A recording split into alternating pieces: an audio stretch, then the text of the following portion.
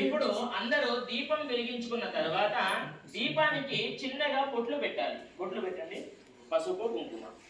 ఓం దీపరాజాయ విద్మహే స్వప్రకాశాయ ధీమహి తన్నో జ్యోతిః ప్రచోదయాత్.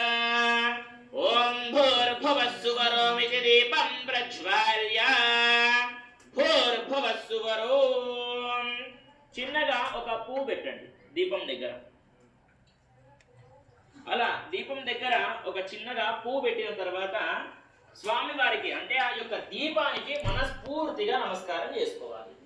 అలా నమస్కారం చేసుకున్న తర్వాత స్వామి వారికి వినాయకుడిని ఒక్కసారి మనస్ఫూర్తిగా నమస్కారం చేసుకోండి, వినాయకుడిని చూసుకుంటూ.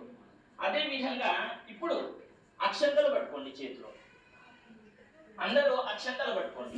ఓం నమః సదసే నమః సరస్వతయే నమః సఖీనాం పురోగానాం చక్షుషే నమో దివే నమః పృథివ్యై సప్రద సభామి గోపాయ ఏ చ సభ్యా సభాసతః తానింద్రియా భతః కురు సర్వమాయురుపాసతాం.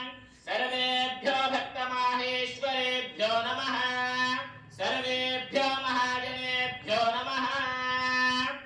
ఇప్పుడు మనసులో ఇష్టదైవాన్ని కులదేవత అదే విధంగా ప్రధానంగా విఘ్నేశ్వర మహాస్వాముల వారిని మనస్ఫూర్తిగా మనసులోనే స్మరణ చేసుకున్న తరువాత మీ చేతిలో ఉన్నటువంటి అక్షంతలు గణపతి దగ్గర ఇక్కడ పసుపు వినాయకుడు ఉంటాడు కదమ్మా, అక్కడ వేసి మనస్ఫూర్తిగా నమస్కారం చేసుకోండి.